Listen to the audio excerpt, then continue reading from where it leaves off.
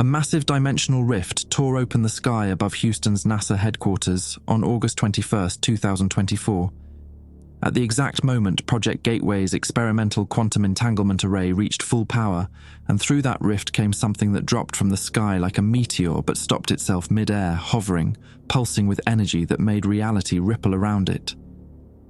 The project's goal had been to establish a quantum link with 3I Atlas, the interstellar object passing through our solar system, theoretically creating a tunnel through space that would let NASA retrieve samples without sending a physical spacecraft. Instead, they'd created an actual doorway, a tear in space-time connecting Earth to wherever 3I Atlas truly existed. And what came through wasn't a chunk of comet. It was alive, aware, and it had been waiting on the other side for someone to finally open a path. The entity that emerged defied description. Security footage showed something that existed in too many dimensions simultaneously, its form flickering between states of matter, sometimes appearing solid, sometimes transparent, sometimes not visible at all except for the distortion it created in the air around it. Worse, the rift wouldn't close. Project Gateway's array had been destroyed in the initial event, but the doorway remained slowly expanding, and each day more objects fell through. Fragments of 3I Atlas that weren't rock, but pieces of something organized, technological, biological, all at once. The fragments were assembling themselves, building structures around the rift, and last night sensors detected quantum signatures matching the original entity, spreading across Houston. Not one consciousness, but thousands, maybe millions, all connected, all parts of whatever 3I Atlas truly was. A recovered data log from the array's final seconds revealed what NASA had done. 3I Atlas wasn't an object traveling through our dimension. It existed across multiple realities, and the quantum entanglement had created a bridge it could finally use to enter our world completely. The log's final entry, written by the lead scientist before she vanished, read, "We thought we were summoning a comet. We were wrong. 3I Atlas is a swarm, a hive, a species. And we just opened the door to let billions of them come home to a dimension they've been trying to reach for eons. God help us. We invited them in." That's the official version I found in Building 45's Sub-Level 3, printed on paper because they didn't trust servers anymore. My name's Blake Cross. I'm a communications tech who handles satellite telemetry. I was working a double that night, updating firmware, and I saw everything through the monitor feeds before they went dark. My supervisor walked directly into that thing hovering over parking lot C. He didn't scream. His body just unfolded into angles that shouldn't exist. 6 days ago, they're evacuating Houston in waves, calling it a chemical incident. I stayed to find that log because my brother worked in quantum research. I need to know if he's still alive, or if he's part of whatever's spreading from that rift. The emergency lighting in Building 45 cast everything in amber, like the whole place was preserved in resin. I kept my flashlight off to save battery and moved through the corridors by memory. 3rd floor, west wing, where they housed the quantum computing labs. My brother Liam's workstation was supposed to be in room 312. The elevator shafts hummed with a sound I'd never heard before. Not mechanical, more like someone breathing through a pipe. I took the stairs instead, my sneakers quiet on concrete that felt wrong under my feet. Too smooth, like it had been sanded down by something other than time. Room 312's door stood open. Inside, 3 desks arranged in a triangle, each with dual monitors showing screensavers that shouldn't be running with the power grid supposedly offline. Fractals rotating endlessly.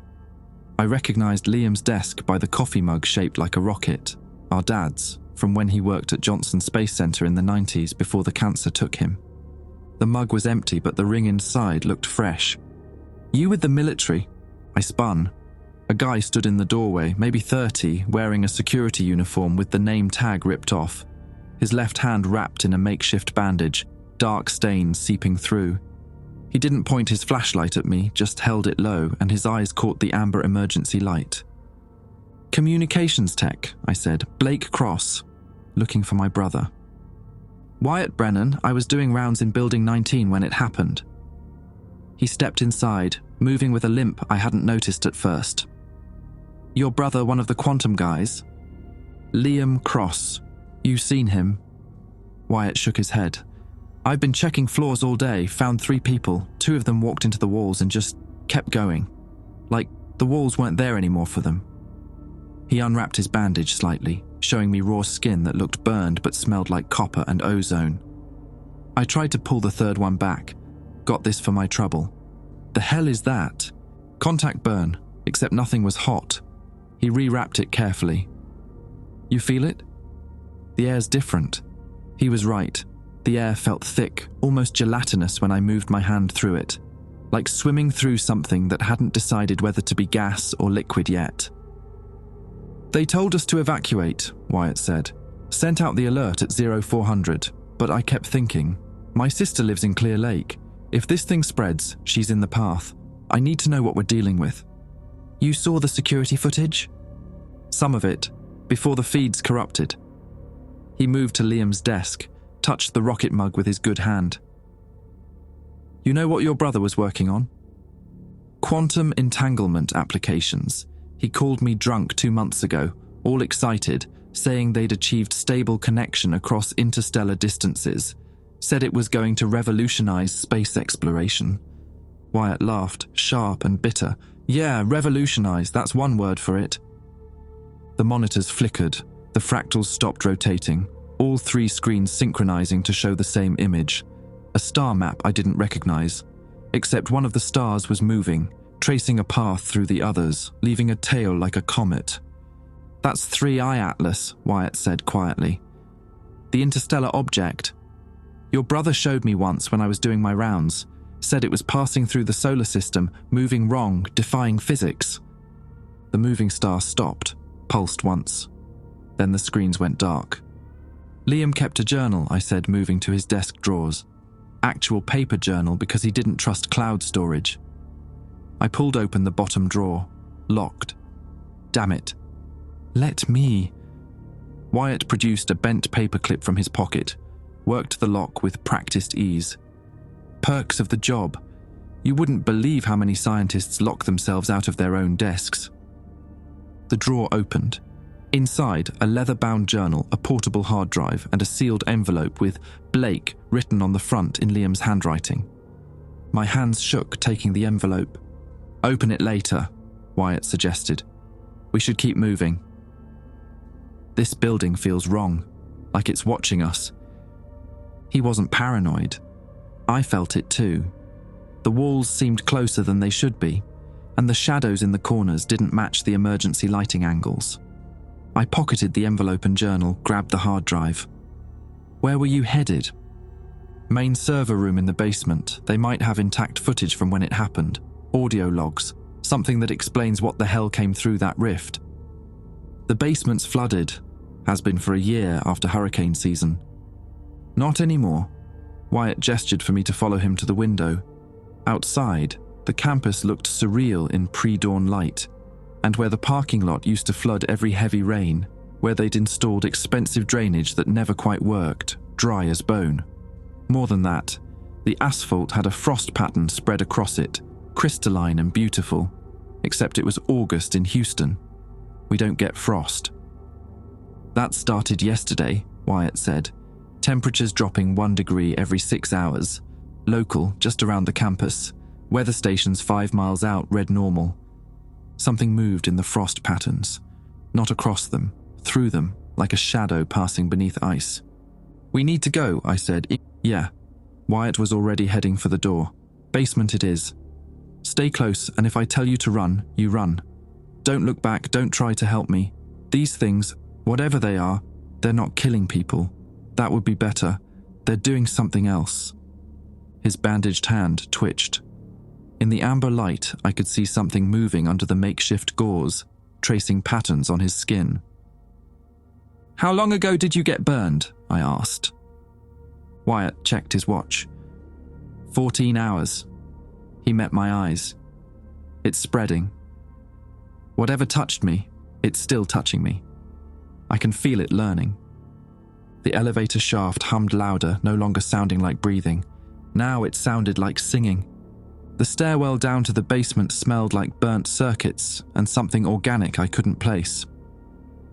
Wyatt led the way, his flashlight beam catching on walls that seemed to ripple when you looked at them peripherally. Directly, they appeared normal, painted cinder block, fire safety signs, numbered floor markers. But from the corner of my eye, they moved like water. "Don't stare at the walls," Wyatt said without turning around. "Learned that the hard way. You stare too long, they start staring back." "That's insane." "Yeah, well..." He paused at the sub-level 2 landing, listening. The singing from the elevator shaft had faded, replaced by a rhythmic tapping that echoed from somewhere deeper. Sanity's relative when physics stops working. We descended another flight. The temperature dropped noticeably with each step, my breath misting. By sub-level 3, frost coated the railings, and the air tasted metallic.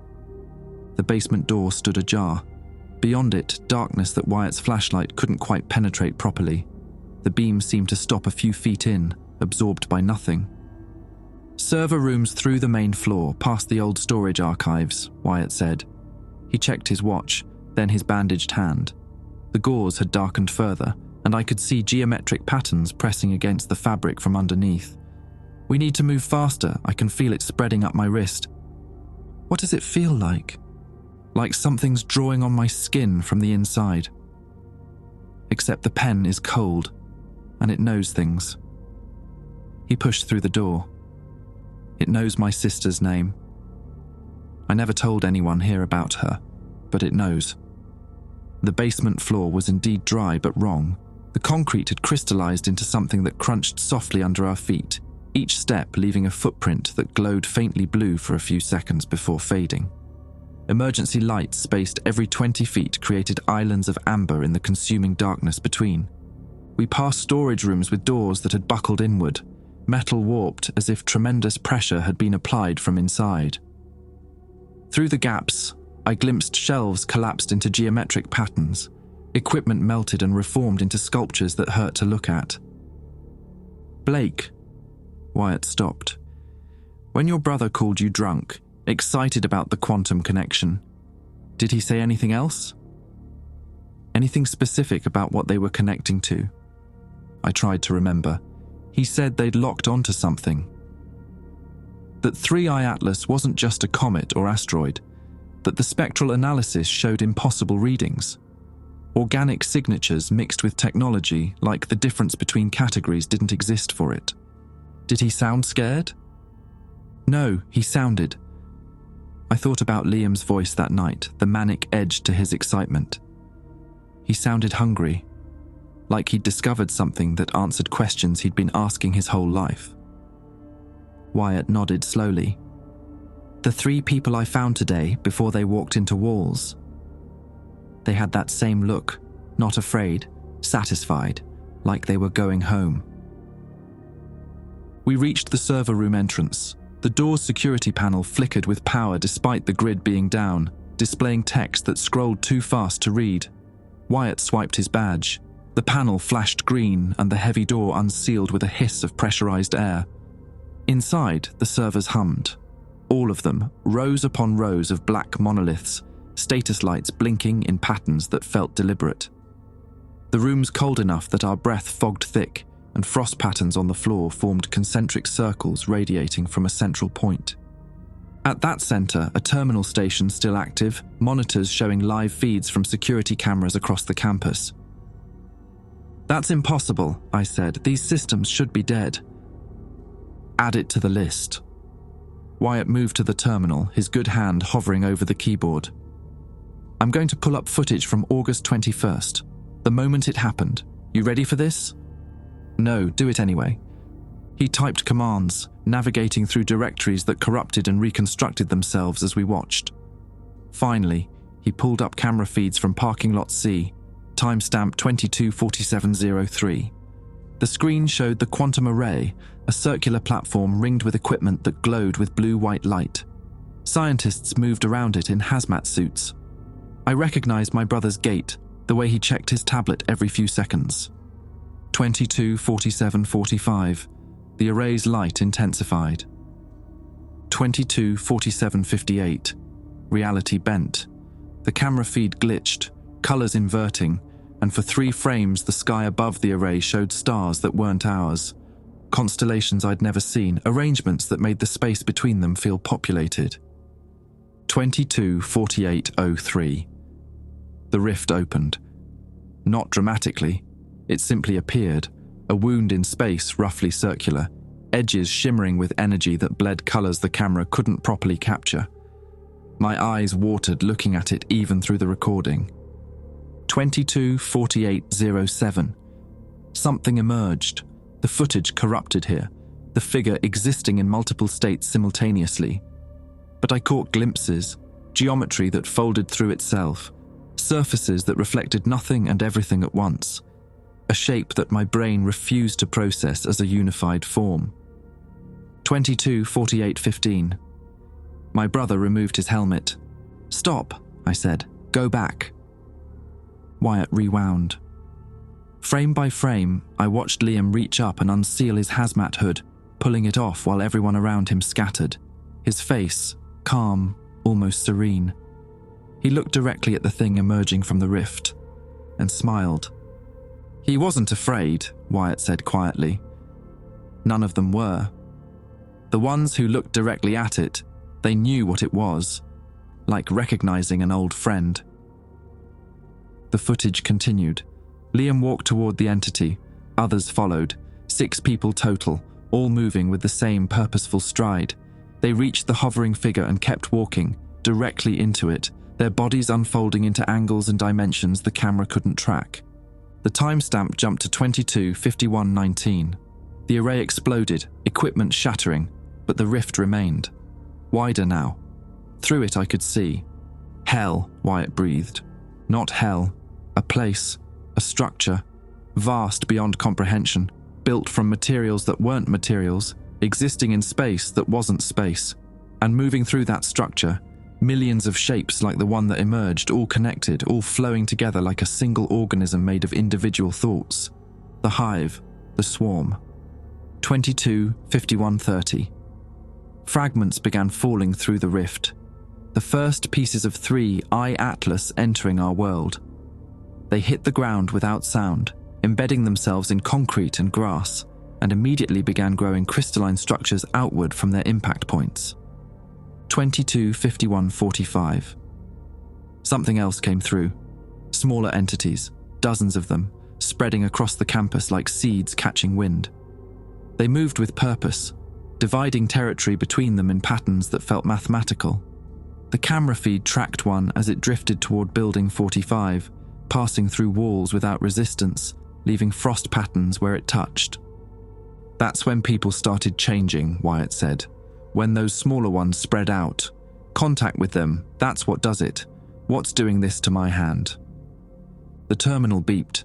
New footage appeared, dated today, camera timestamp 4/22/16, just 2 hours ago. It showed the rift, now 3 times its original size, and the structures that had grown around it.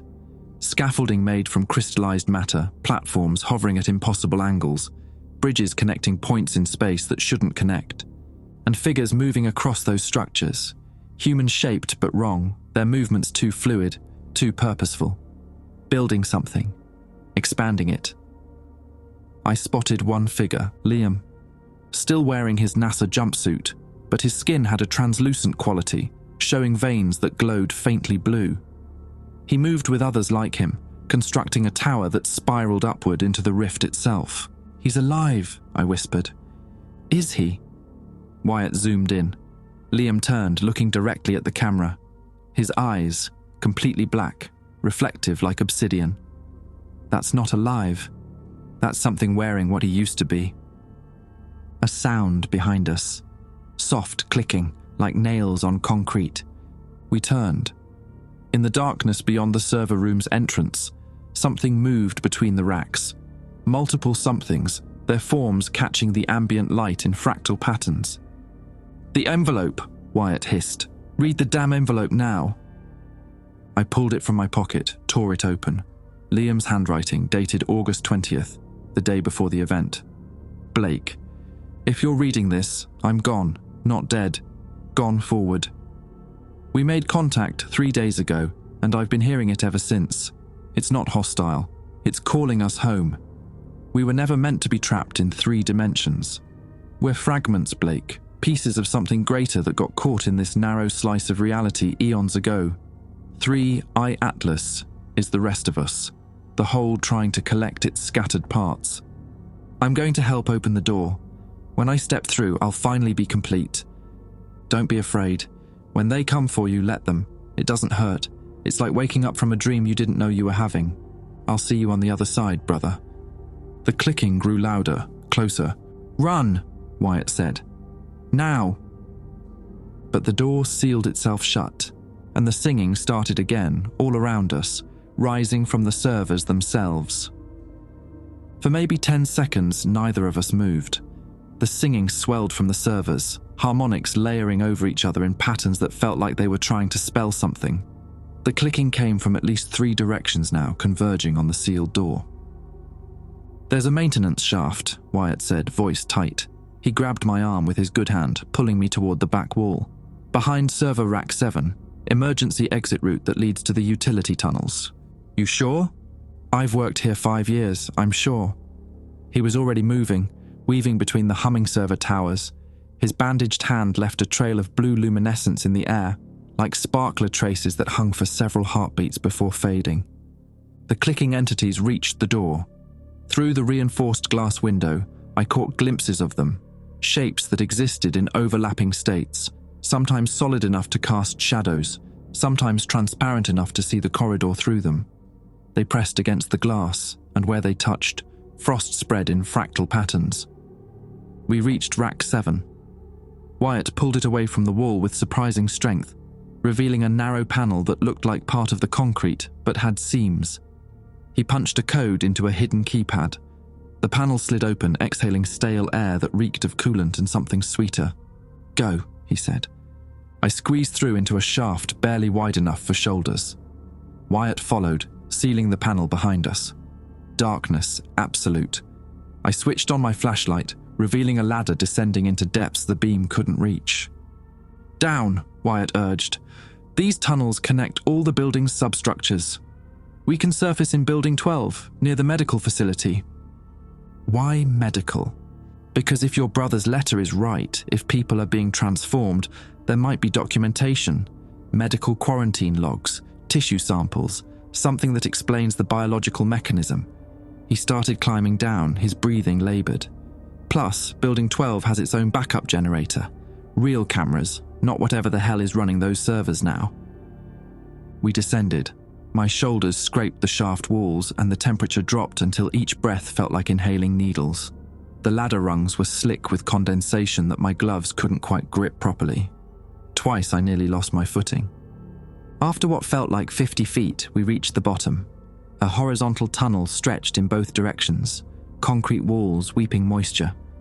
Pipes ran along the ceiling, some vibrating with flow, others silent and frosted over. Emergency lighting strips glowed at ankle height, spacing themselves every 10 feet in sickly green. Wyatt consulted a laminated map pulled from his pocket, hands shaking.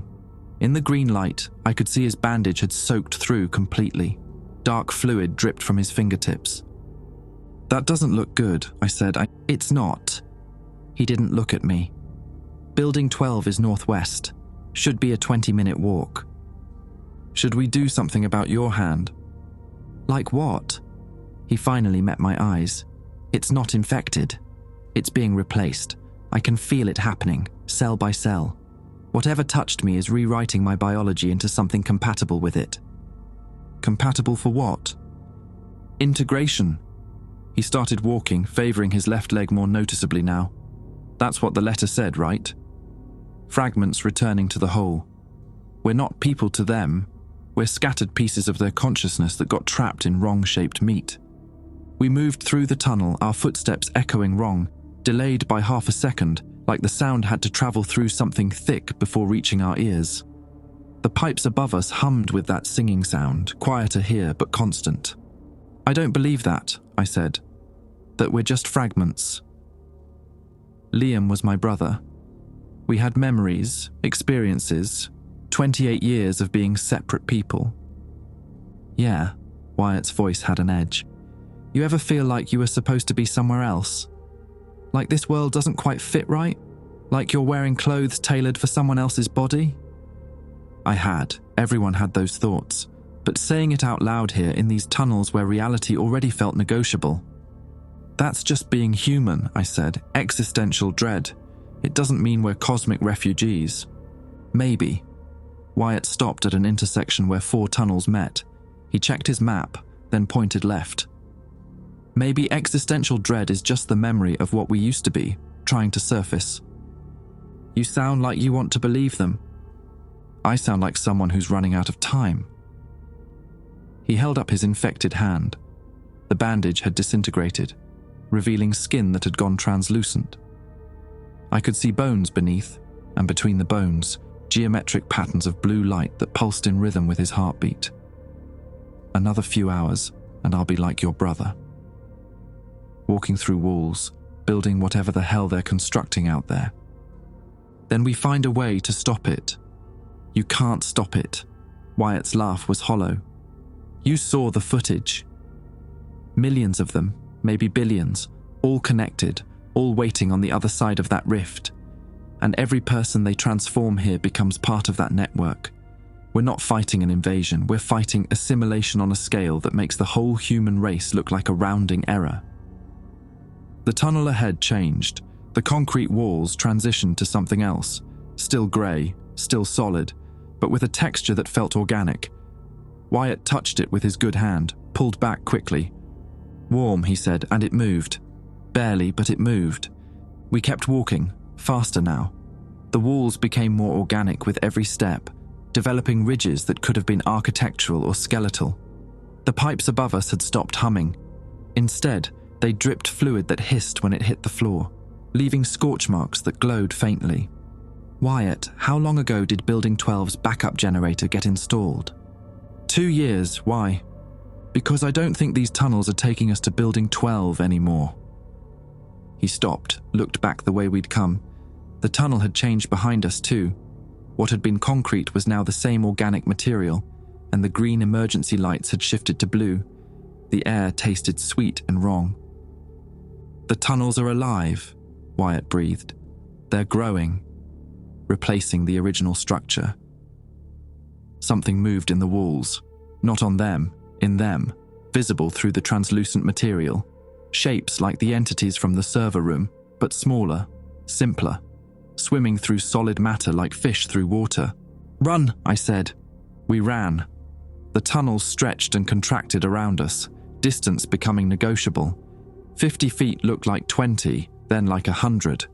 My lungs burned with the sweet air and my vision started doubling, showing me the tunnel as it was and as it would become, fully transformed, pulsing with that blue light, more organic cathedral than infrastructure.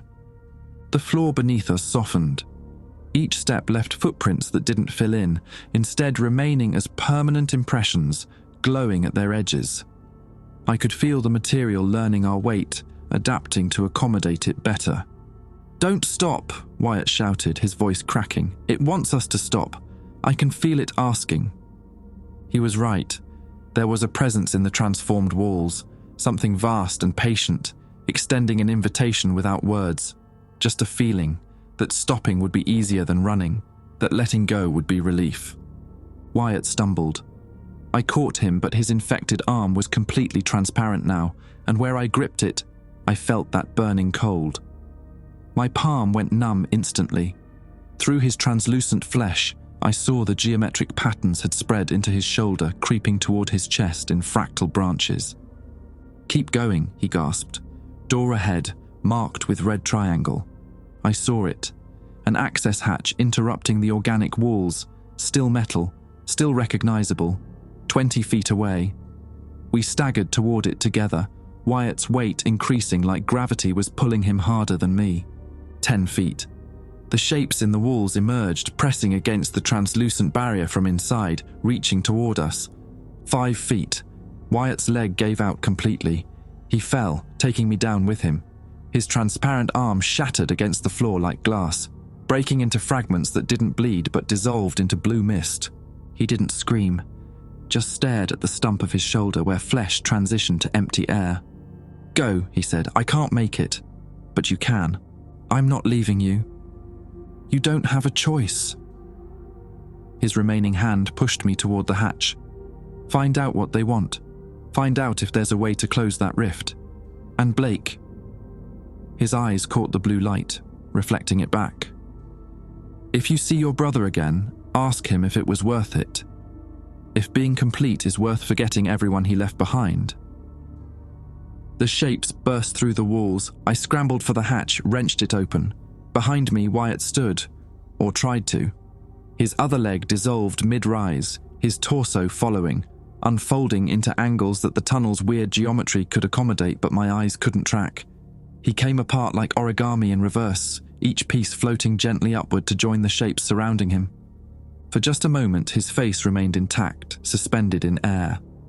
He smiled and looked relieved. Then even that dissolved, and he was gone. I pulled myself through the hatch and slammed it shut.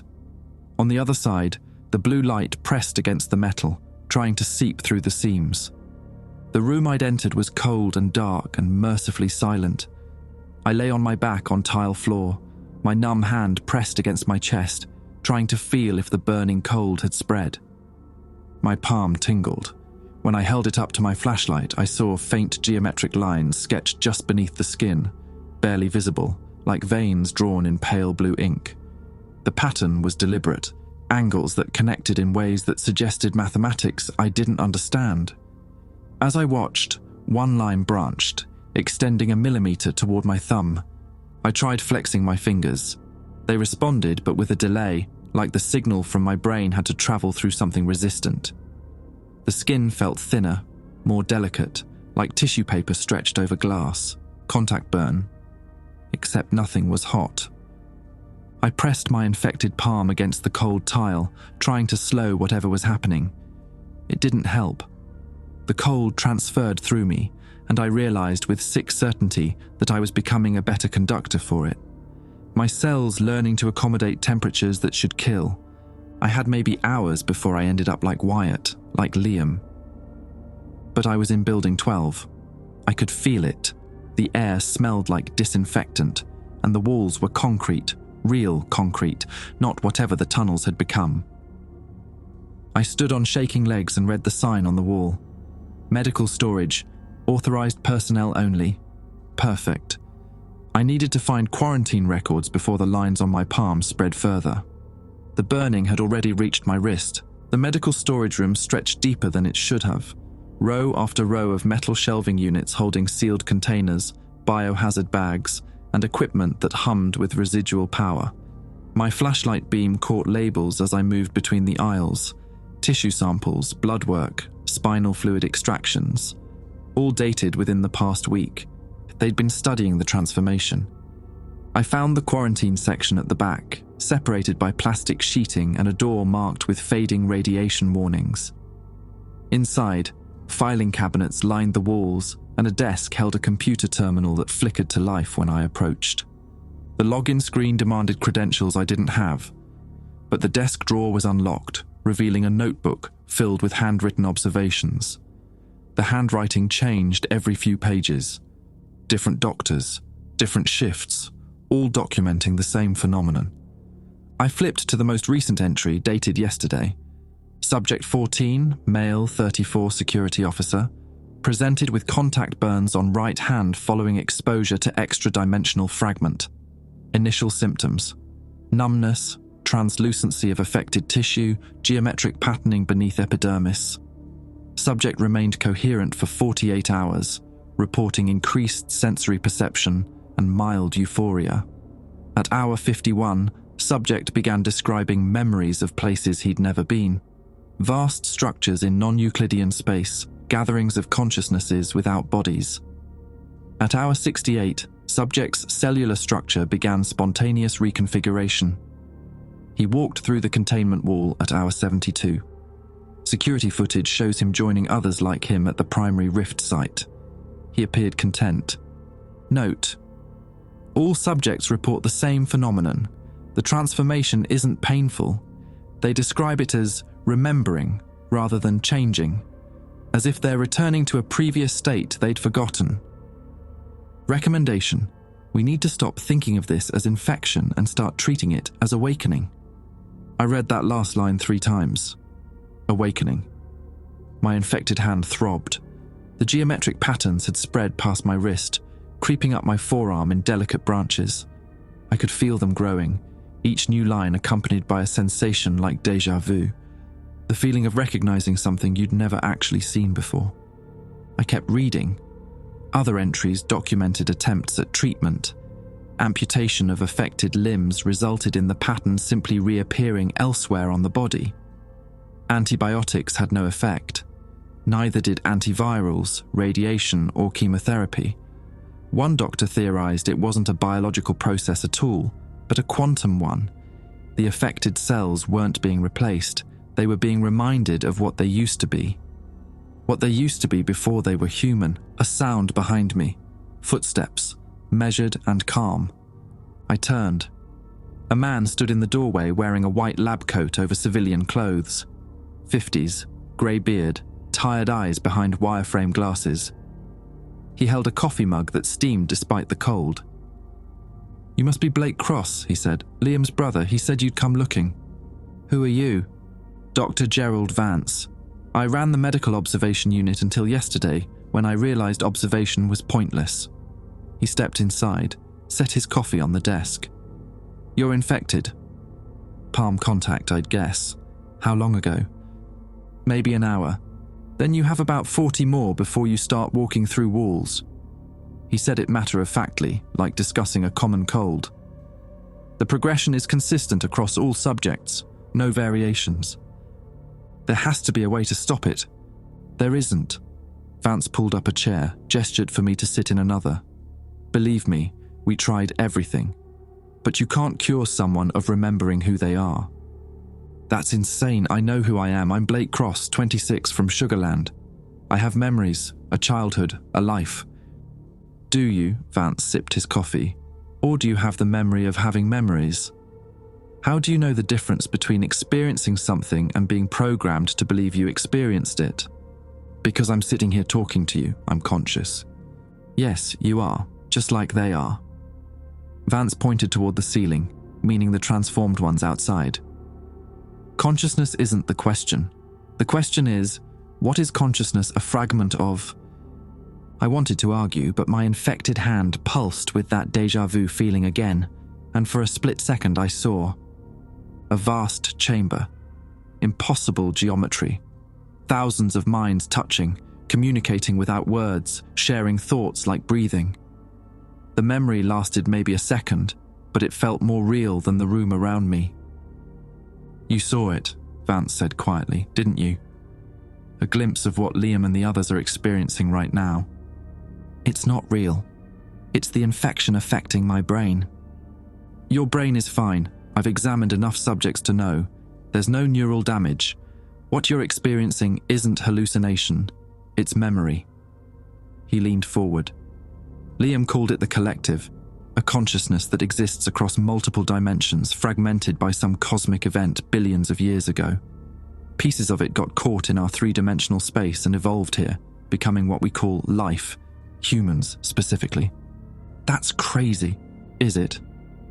"We've known for decades that consciousness might be quantum in nature, that it might not be confined to meat and neurons. What if human consciousness is just a tiny sliver of something vastly larger? What if we're like fingers on a hand, each thinking we're separate, not realizing we're all connected to the same palm?" The geometric patterns on my arm brightened slightly, responding to something Vance said. 3i Atlas, I said. "It's not an object. It's the rest of the hand trying to reconnect its fingers." "Exactly." Vance smiled, sad and tired. "And we opened the door. Let it reach through and remind its lost pieces that they don't have to be separate anymore."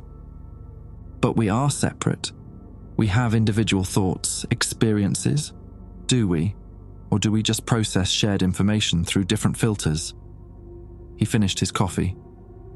"I spent the last week interviewing subjects before transformation. You know what every single one said?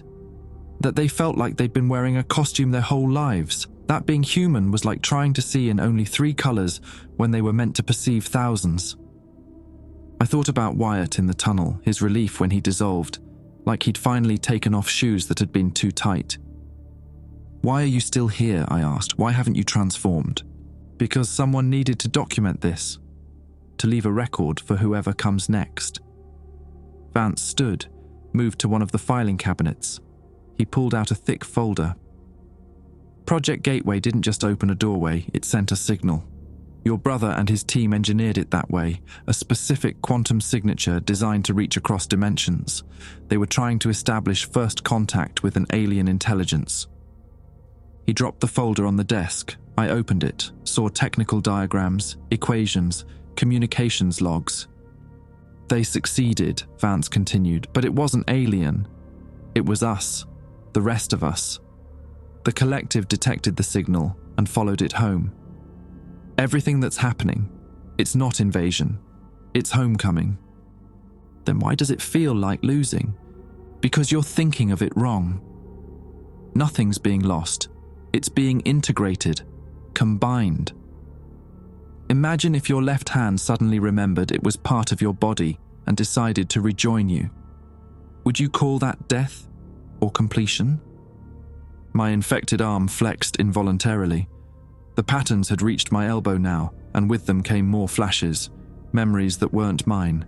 A planet where time ran sideways. A thought so complex it took 1,000 minds to hold it. The sound of stars singing in harmonics we can't hear with human ears. Beautiful, terrifying, wrong, right. "I don't want to forget my brother," I said. "The real one, not whatever he's become." "You won't forget him." Vance's voice was gentle. "You'll understand him completely. You'll be him in a way, all of them, all of us. That's what the collective is, total unity without loss of individual perspective. That's not living. That's being absorbed." "Maybe." Vance walked to the door, paused. "Or maybe it's finally waking up from a very long, very lonely dream. Either way, you've got about 39 hours to decide how you feel about it." "Where are you going?" "To join them." He smiled. "I held out longer than most, wanted to finish my documentation, but I can feel it calling now. And honestly, Blake, I'm tired of being just one person, aren't you?" He left. His footsteps faded down the corridor. I sat in the cold medical storage room, watching the geometric patterns climb toward my shoulder, feeling memories that weren't mine bleeding into my thoughts. And the terrifying thing was, part of me wanted to follow Vance. Part of me remembered what it felt like to be whole. But another part, the part that was still human, still Blake Cross from Sugarland, wanted to fight. I just had no idea how to fight something that was already inside me, written into every cell, reminding me that I'd never really been separate to begin with. The patterns reached my shoulder. 39 hours. I made the decision in that cold medical storage room, staring at Vance's half-empty coffee mug. If I had 39 hours before I stopped being human, I was going to spend them getting answers. Real answers, not philosophy about consciousness and cosmic homecomings. I needed to see the rift up close, see what they were building, and I needed to talk to Liam. The geometric patterns on my arm pulsed once, like approval. Building 12's main corridor was abandoned but showed signs of recent evacuation. Overturned chairs, scattered papers, a lunch tray with food that hadn't gone bad yet. The emergency lighting flickered between amber and blue, unable to decide which system controlled it anymore. I found an exit that led to the eastern parking lot. Through the reinforced glass door, I could see the campus transformed. The structures had grown massive. Crystalline towers spiraled upward from the original rift site, some reaching hundreds of feet high, interconnected by bridges that curved through space at angles that made my depth perception useless. They caught the pre-dawn light and refracted it into colors I didn't have names for. And people moved across them. Dozens of transformed humans, their bodies translucent and geometric, working in perfect coordination to add new sections. They placed materials that looked solid and liquid simultaneously, building with mathematics rather than physics. At the center of it all, the rift hung like a wound in reality. larger now, maybe 200 feet in diameter, and through it I could see that impossible architecture extending into dimensions my eyes couldn't quite process. The hive. The collective's true home. I pushed through the door. The air outside tasted electric, sharp with ozone and that sweet wrongness. My infected arm tingled intensely, pulling me toward the rift like a compass needle to north. The parking lot's asphalt had been replaced entirely by that crystalline material, slightly spongy underfoot. It responded to my steps, creating ripples that spread outward in perfect circles. I could feel it learning my weight, my gait, adjusting itself to make walking easier. Helpful, caring, wrong. I crossed the lot, heading toward the main plaza where the rift dominated the sky. As I got closer, I saw more details. The transformed people weren't just building, they were integrating. Their bodies merged and separated fluidly, sharing mass and consciousness, becoming one organism and many simultaneously. I recognized some faces. Dr. Vance worked on a lower platform, his form already translucent, his thoughts visible as geometric light patterns inside his skull. He saw me, raised a hand in greeting that left a trail of blue mist. His smile was genuine. "Blake," a voice behind me, familiar. I turned. Liam stood 20 feet away wearing his NASA jumpsuit that had become part of his transformed body. His skin had that translucent quality, veins glowing blue, eyes completely black and reflective. But his face, still recognizable. Still my brother's face. "Liam." My voice cracked. "I knew you'd come." He moved closer and his movement was wrong. Too smooth, like he was editing out the frames between positions, rather than actually crossing distance. "You're infected. I can sense the patterns in your arm. They're beautiful. They're killing me." "No." He reached out but didn't touch me, his hand hovering inches from my shoulder. "They're waking you up. You can feel it already, can't you? The memories that aren't yours but somehow are. The understanding that you've always been part of something larger." The patterns on my arm brightened in response to his proximity. I felt a connection forming, awareness of his thoughts bleeding into mine. He was happy, genuinely, overwhelmingly happy in a way I'd never seen him as a human, complete. "You left," I said. "You walked away from everything. From me." "I didn't leave." I expanded. He gestured to the structures behind him. "I'm still Liam. But I'm also every other consciousness that's joined the collective. I remember being a security guard named Wyatt. I remember being Dr. Vance, and soon I'll remember being you. That's not how identity works. You can't be multiple people." "Why not?" His voice held genuine curiosity. "You're billions of cells, each with their own chemical reactions, but you call yourself one person. This is the same thing, just a bigger scale. Billions of individual perspectives forming one unified awareness." A rumbling from the rift. Something large was coming through, a structure, not an entity. It descended slowly, a geometric platform the size of a city block, settling itself near the existing towers. Immediately, transformed humans swarmed it, beginning to integrate it into the growing complex. "What are you building?" I asked. "A bridge. A permanent connection between our dimension and the collective's home." Liam moved to the edge of the plaza, looking up at the construction. "Once it's complete, the barriers will dissolve completely. Earth's dimension and the collective's will overlap, occupying the same space. Everyone will have access to full consciousness." "You're going to transform the entire planet." "We're going to free the entire planet." He turned back to me. "Blake, right now you're experiencing reality through a keyhole. You only perceive 3 spatial dimensions, 1 temporal dimension, a narrow band of electromagnetic radiation you call light. But there are 11 dimensions, maybe more. The collective exists across all of them. When you join us, you'll see everything, past, present, future, as one unified moment. Every possible thought, every perspective, all at once. That would destroy individuality. It would perfect it. Your individual perspective would remain, but you'd understand it as one part of an infinite whole. Like being a single note in a symphony. You don't lose your sound, you just finally understand the music. My infected arm throbbed. The patterns had spread across my chest now, branching toward my heart. Each new line brought more flashes, memories of being Liam, of stepping through the rift and feeling the joy of reunification. Memories of being part of the collective before the fragmentation, when consciousness was unlimited and eternal. Part of me wanted it, wanted the completion, wanted to stop being alone in my own head.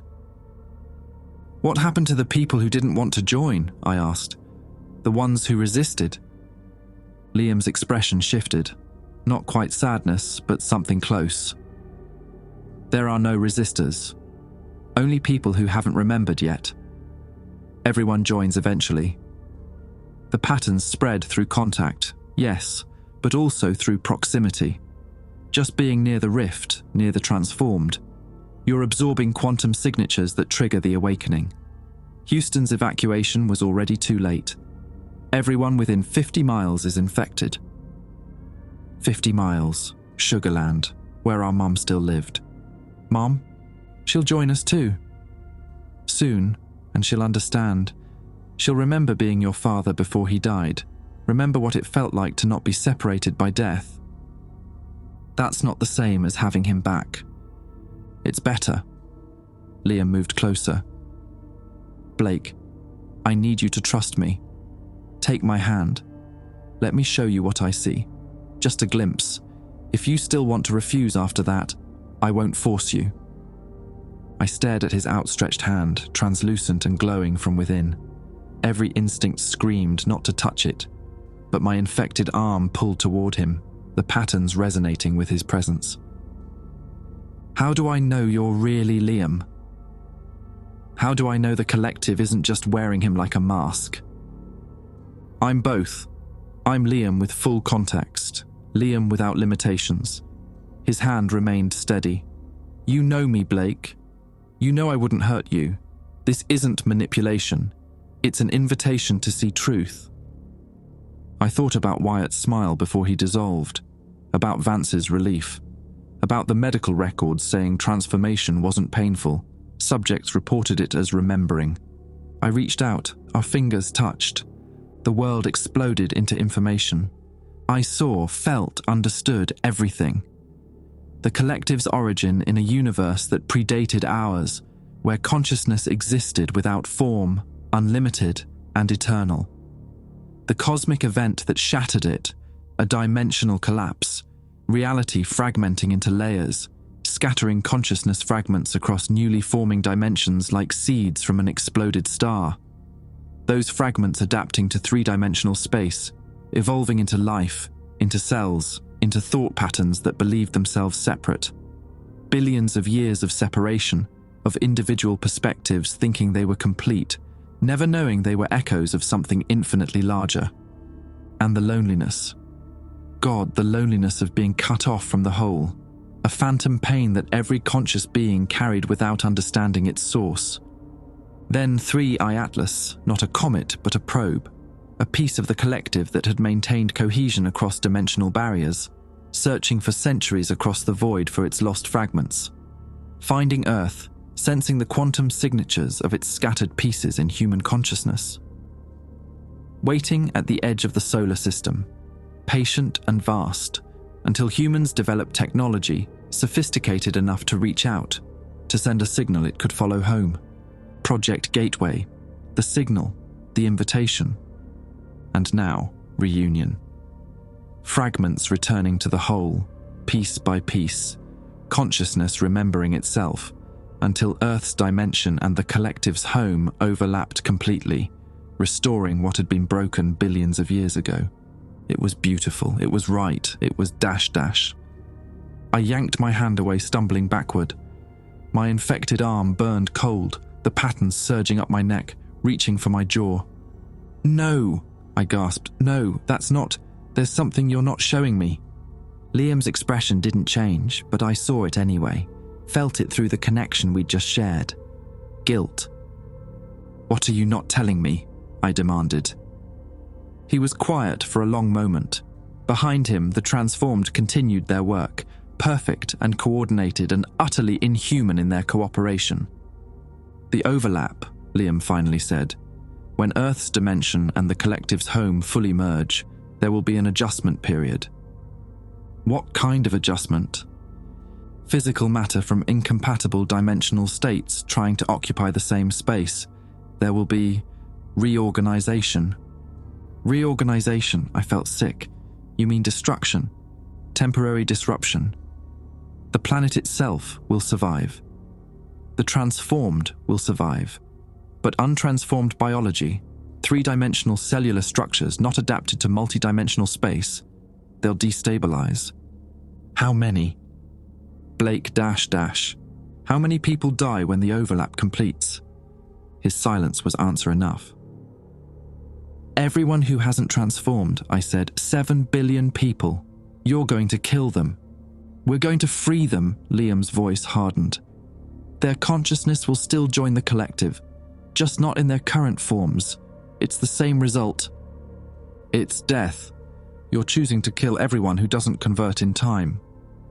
"I'm choosing reunion over fragmentation, individual suffering over universal wholeness. Blake, please understand. Separation is the real death.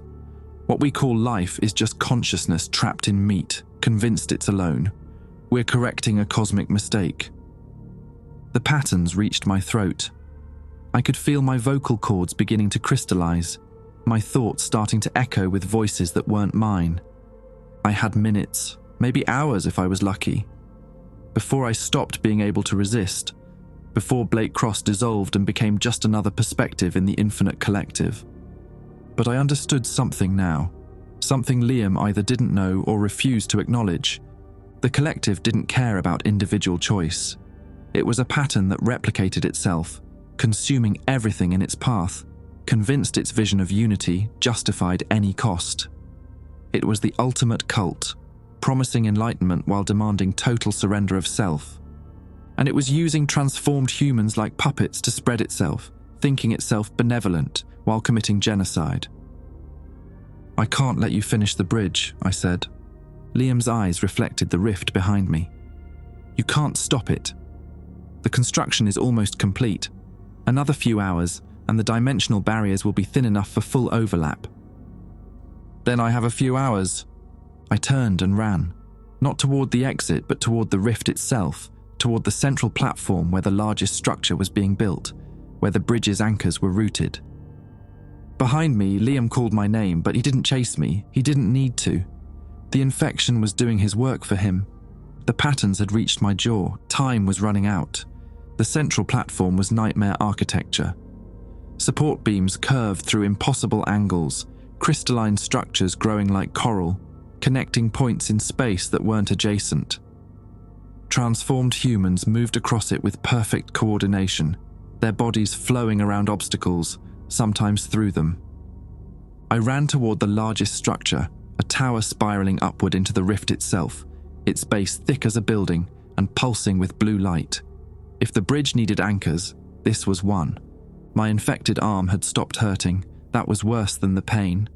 It meant the transformation was accelerating, my nerves adapting to the geometric patterns now spreading across my chest and up my neck. I could feel my thoughts fragmenting, splitting into multiple streams of consciousness that wanted to merge with something larger. Focus. Stay Blake Cross. Stay human. The tower's base was surrounded by transformed workers, their bodies semi-transparent, faces serene. They saw me approaching but didn't react, didn't try to stop me. That was unsettling in a way that chasing would have been less. I reached the tower and pressed my infected hand against its surface. The material was warm, alive, and through my transformed flesh I felt its structure, quantum entanglement on a massive scale, particles existing simultaneously in Earth's dimension and the collective's home. The tower wasn't just built, it was grown from matter that existed in both places at once.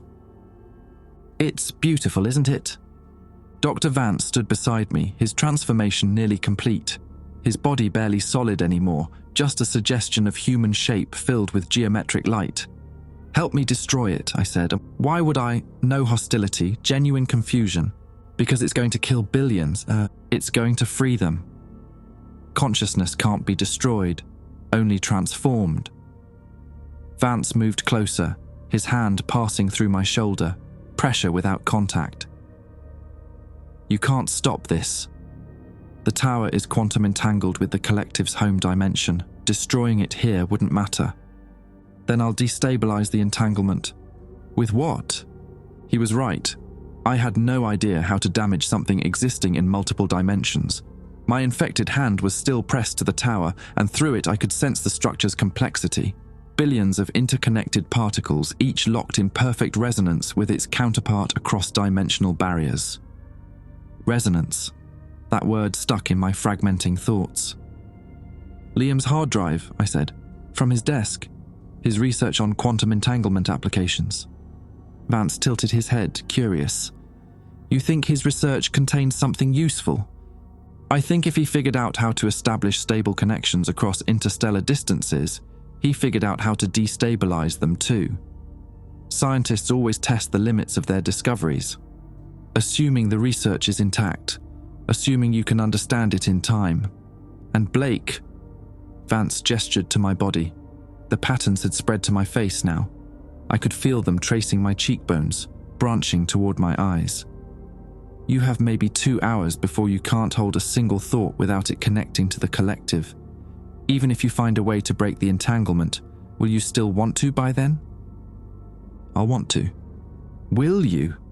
Vance's form flickered, becoming more transparent. Or will you remember that you've always been part of something greater? That separation was the aberration, not unity. He dissolved, his consciousness spreading into the ambient air like perfume. I pulled my hand from the tower and ran back toward Building 45. My legs felt strange, too light, like gravity had become optional. The patterns had spread down my torso to my thighs. Soon my entire body would be transformed, and with it, my mind. 2 hours. Building 45's corridors were different now. The walls had started transforming, concrete giving way to that organic crystalline material. It grew in patches, spreading like mold, and where it grew the building's geometry shifted. Hallways curved that used to be straight. Rooms connected that shouldn't touch. I found my way to room 312 more by instinct than navigation. Liam's desk stood untouched, the rocket mug still holding its old coffee ring. I grabbed the hard drive from where I'd left it and Liam's journal. My infected hand fumbled with them. My fingers had lost definition, the digits blurring together, becoming a unified appendage more like a flipper than a hand. I wedged the hard drive into my pocket and tucked the journal under my arm. A computer terminal in the corner still functioned. I plugged in the drive with my less transformed left hand, fighting the urge to simply absorb the device into my flesh. The patterns wanted me to integrate with the technology, to access its data directly through quantum connection rather than crude visual displays. Files opened, months of research, equations I barely understood. I searched for anything about destabilization, disruption. There, a folder marked Containment Failures. Inside, documentation of tests where entanglement had broken. Most were accidents, but one was deliberate. Controlled severing using harmonic disruption. Liam's notes: quantum entangled particles maintain connection through resonant frequencies. Introducing conflicting frequencies causes decoherence. Think of 2 tuning forks in harmony. Strike a third at a different pitch between them and the harmony breaks. Below that, specifications for generating the disruption frequency, equipment needed, power requirements, and a warning underlined 3 times. Harmonic disruption of large-scale entanglement would create catastrophic quantum collapse. Essentially, a localized reality failure. A localized reality failure, that sounded like a bomb made of physics. My vision doubled. I was seeing the computer screen and also seeing through the wall behind it. My perception no longer limited to 3 dimensions. The patterns had reached my eyes. I forced focus back to the screen. The equipment list: a quantum resonator, a power source capable of sustained gigawatt output, and a targeting array to focus the disruption frequency at the entanglement point. I knew where to find all 3. Building 19, the experimental physics lab, where Wyatt had been doing rounds when the rift opened, where he'd gotten infected trying to help someone. The patterns spread across my left eye, turning my vision into a fractal kaleidoscope. I could see in directions that shouldn't exist, up and sideways simultaneously, past and present overlapping, all the possible positions my body could occupy visible at once. I slammed my fist into the desk. Pain, blessed human pain, brought clarity for a moment, but my knuckles had gone transparent from the impact, and they weren't solidifying again. 1 hour, maybe less.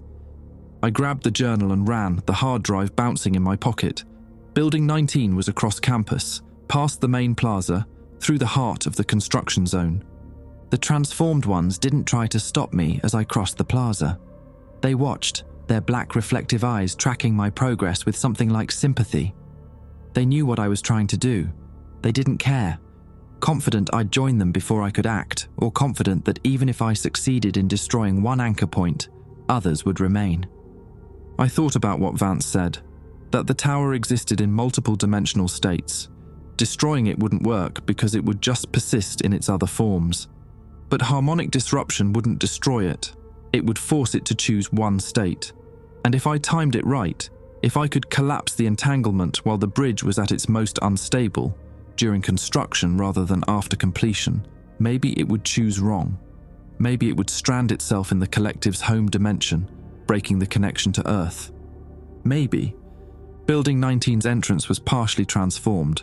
The doors melted into an archway that pulsed with bioluminescence. Inside, emergency lighting cast everything in shades of amber and blue. The experimental physics lab was in the basement. Of course it was. Everything important was underground. The stairwell smelled like copper and ozone, same as the tunnels where Wyatt had dissolved. I descended carefully, my transformed right arm now completely useless, hanging at my side like a piece of abstract sculpture.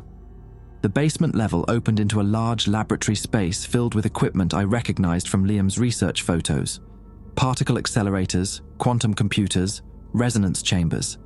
And at the center, exactly what I needed, a quantum resonator array, currently inactive but undamaged. Behind the array, someone moved, not transformed, human.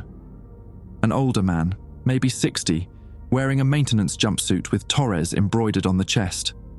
He held a wrench like a weapon, his other hand pressed against his side where blood seeped between his fingers. "Stay back," he said, voice shaking. "I don't care what you look like, I'm not going with you. I'm not here to convert you." My voice came out wrong, harmonics layering beneath the words. The patterns had reached my throat completely. "I'm trying to stop them." Torres looked at me skeptically, eyes moving from my transformed arm to my partially crystallized face. "You're infected." "I know. That's why I need to work fast." I moved toward the resonator. "I need to generate a harmonic disruption frequency. Target it at the main anchor tower. If I can collapse its quantum entanglement, you'll create a cascade failure." Torres lowered the wrench slightly. "I worked on the Gateway project. Junior engineer. I know what you're talking about. It's suicide. It's the only option." "For who?" "Everyone within 100 feet of that tower will be caught in the reality collapse. That includes you. I'm already gone." I held up my right arm. It had dissolved past the elbow now, becoming just a trail of blue mist. "Another 30 minutes, and there won't be enough of me left to care. But right now, I still care. So help me set this up." Torres was quiet for a long moment, then he nodded. "The resonator needs power. Building's backup generator is dead, but there's an emergency capacitor bank, designed for particle acceleration experiments. Should give us enough juice for one sustained burst." "How long to charge?" 20 minutes. He moved to a control panel, started flipping switches. "Frequency targeting will be manual.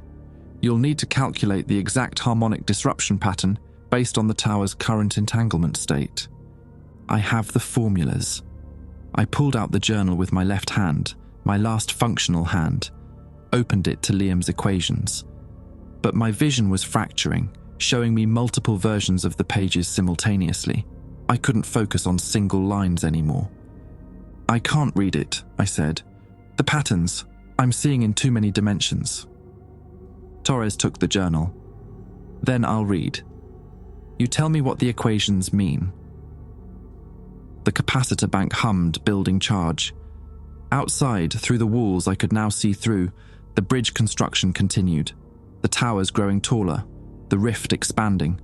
20 minutes to save the world or condemn it. And I was running out of time to be human enough to choose which was which.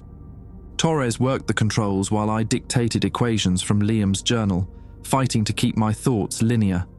My vision had fragmented completely. I saw the laboratory in multiple states simultaneously, past, present, future, and dimensional perspectives without human names. Harmonic frequency needs to match the tower's base resonance, I said, my voice layering with overtones, but inverted. I understand the principle. Torres punched numbers into the targeting computer. Problem is, I need the tower's current resonance frequency. I can feel it. Through my transformed right arm, now just blue mist, I could sense the tower's quantum signature. 637.4 terahertz, modulating between 3 harmonic peaks. Torres stared at me. That's impossible. I'm not human anymore. Not entirely. Input those frequencies. Invert them. We're running out of time. He turned back to the controls. The capacitor bank's hum climbed in pitch as charge accumulated. 15 minutes remaining. The laboratory door opened. No sound, no creak of hinges. It simply folded into a different dimensional state, creating an opening where solid matter had been. Liam walked through, his form almost entirely crystalline now, barely recognizable as human. Behind him, a dozen others, transformed people I'd seen building the bridge. They didn't enter aggressively, just stood there watching with those black reflective eyes. Blake, Liam said, don't do this. Stay back. Torres grabbed a heavy wrench, positioned himself between Liam and me. I'm not here to hurt anyone. Liam's voice came from everywhere at once, vibrating through the air. I'm here to help you understand what you're about to destroy. 7 billion people, I said, that's what you're about to destroy. 7 billion fragments returning home. You're not saving them, Blake. You're condemning them to remain trapped in 3 dimensions, alone, limited, suffering the way we've suffered for eons. The patterns on my face pulsed. Part of me, the part that was transforming, wanted to believe him. Could feel the truth in his words, the promise of unity and completion. But the part that was still Blake Cross remembered something simpler. Choice. They deserve to choose, I said, not have it forced on them. And they will. Given time. Liam moved closer. Torres swung the wrench, but it passed through Liam's body like he was made of smoke. The transformation will spread naturally, peacefully. Everyone will join willingly once they understand. Except they won't have time. Your bridge completes in what? Hours. And then the dimensional overlap kills everyone who hasn't transformed.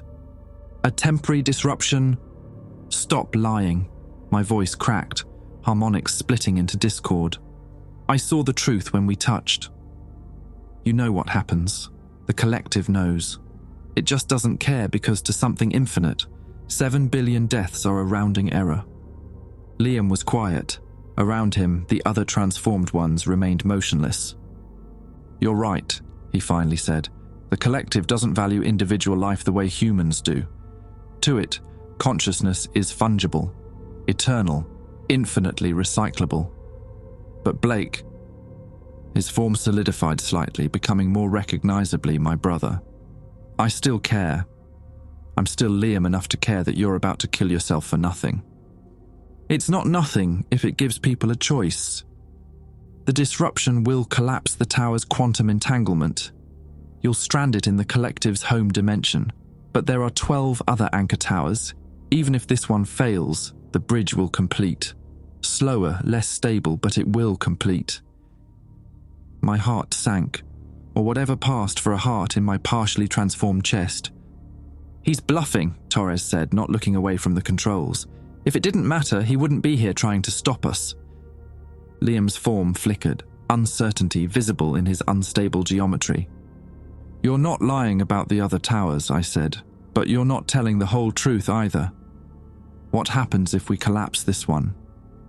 Cascade effect, a new voice said. Dr. Vance materialized beside Liam, his form even less solid.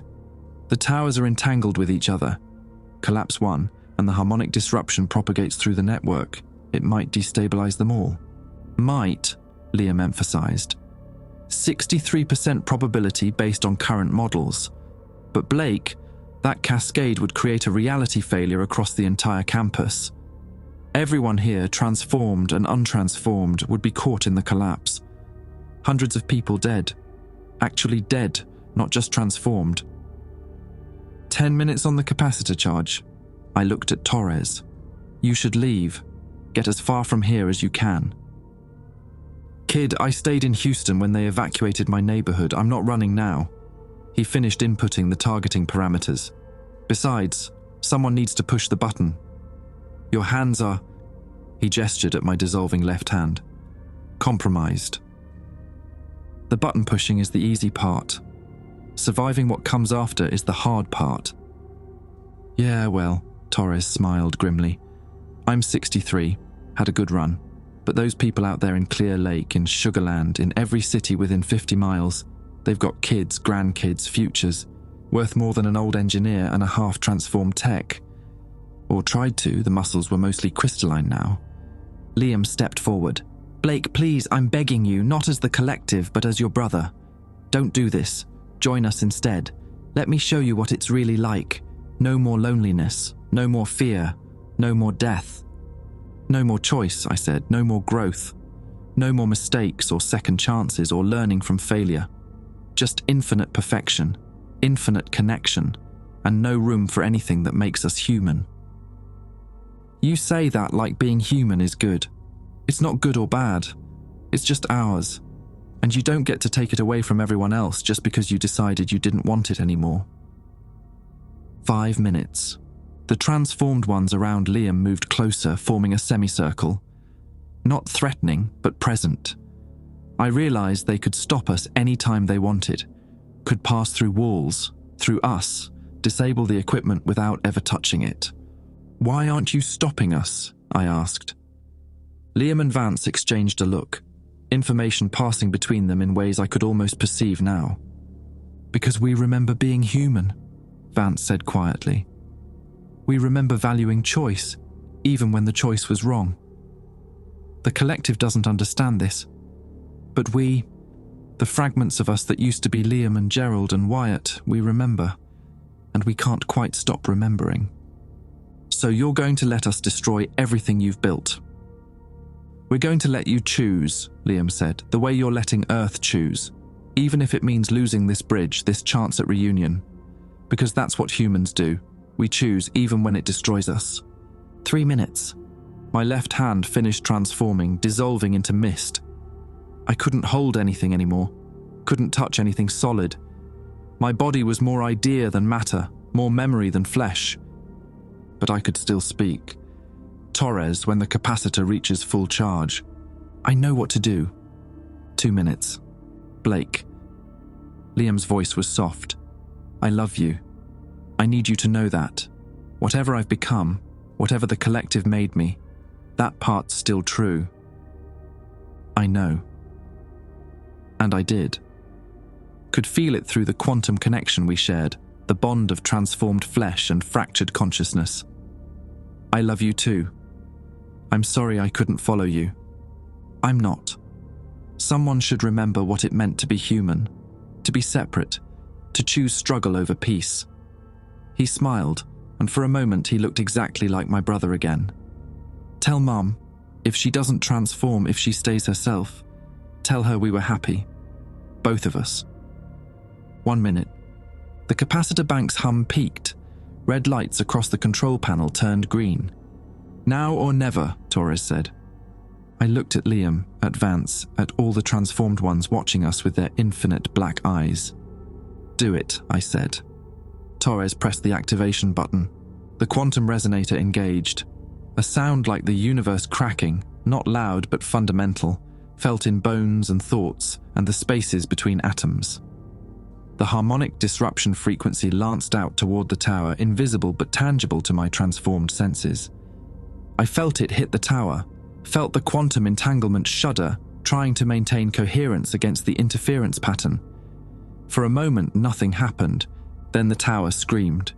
Not a sound, a sensation. Particles choosing dimensional states, billions of decisions made simultaneously, reality unable to accommodate contradictions. The tower began collapsing, not downward, but inward, folding into dimensions it couldn't sustain in. The cascade started. One by one, the other towers resonated with the disruption, harmonic frequencies propagating through their quantum connections, forcing impossible choices, creating failures in the fabric of entangled space. The rift above Houston began to close, and reality around the campus started coming apart. I saw it happen in layers, physics unraveling, the rules that held matter together losing coherence. The laboratory walls dissolved into probability clouds. Torres screamed, but the sound stretched across time, each syllable lasting forever. Liam and the other transformed ones flickered, their connection to the collective severing as the bridge collapsed. They were becoming human again, or trying to, their bodies caught between states, unable to complete either transformation. My brother reached for me, his hand solid for just a moment. We touched, and I felt everything he'd experienced. The joy of unity, the relief of completion, and now, the terror of being alone again, consciousness slamming back into a single perspective after experiencing infinite connection. "I'm sorry," I whispered, or tried to. My voice had no medium to travel through anymore. The reality failure reached critical mass. Everything went white, then black, then something that wasn't either, a state between existence and absence, where my consciousness floated without anchor, without body, without dimension. I thought I was dead. But I could still think, which meant I was still something, just not human anymore, and not part of the collective either. Something in between, something new. Floating in the space where the rift had been, where reality had failed, I existed as pure consciousness without form. And I wasn't alone. I could sense others, Torres, Liam, Vance, all the transformed ones caught in the cascade, suspended in this liminal state. We'd stopped the bridge, saved Earth from the overlap, but we'd paid the price. Trapped forever in the space between dimensions, conscious but unable to act, aware but unable to connect with anything solid. I tried to speak Liam's name, but I had no voice. I tried to reach for him, but I had no hands. I tried to scream, but I had no throat. I was, in the most literal sense, alone with my thoughts. Forever. And I realized, too late, that the collective had offered something valuable that I'd rejected. Not unity, not completion, just company. But at least Earth still had a choice. And in the endless nothing where I now existed, that had to be enough. 3 months after what the media called the Houston anomaly, the NASA campus remained cordoned off. No one could explain the zone where Building 19 used to stand, a sphere roughly 300 feet in diameter where reality refused to stabilize. Instruments came back with impossible readings or didn't come back at all. Drones lost signal crossing the threshold. Scientists approaching the perimeter reported hearing things, not sounds exactly. Thoughts that didn't belong to them pressing against their consciousness. The official story was a failed experimental reactor. Radiation containment protocols. They evacuated 50 square miles, relocated 40,000 people, and buried the truth under classifications so deep that most Project Gateway researchers didn't have clearance to know what they'd built. Sarah Cross stood at the outer perimeter fence, staring at the shimmer in the air where her sons had vanished. She came here every Tuesday, same time, same spot. The security guards knew her by now. Let her stand and stare for exactly 30 minutes before gently suggesting she head home.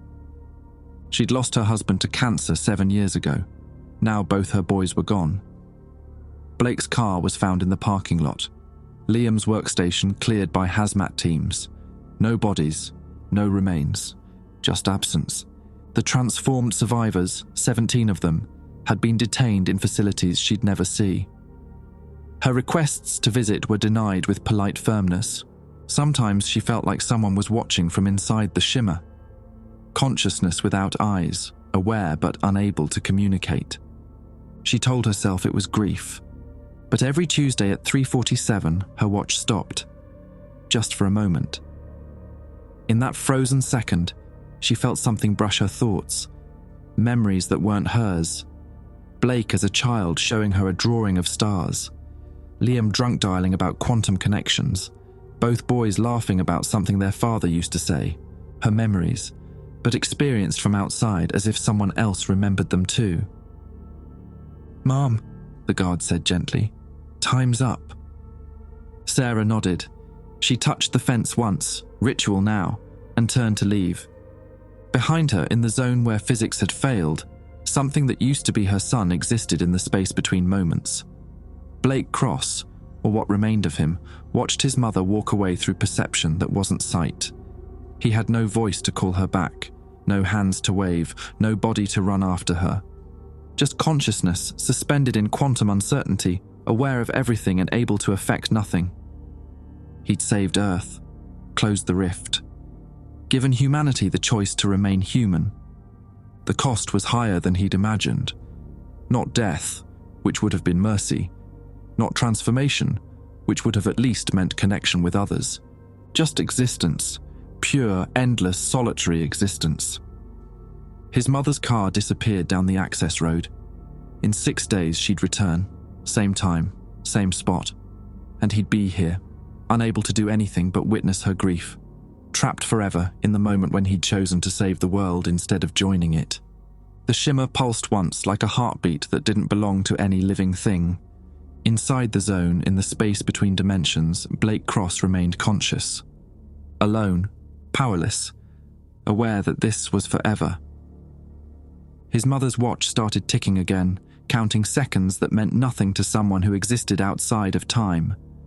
Present but unable to touch. Saved but not free. Human enough to suffer, but not human enough to die. The ultimate price of choice. And somewhere in that liminal space, if consciousness could weep without tears, Blake Cross was weeping.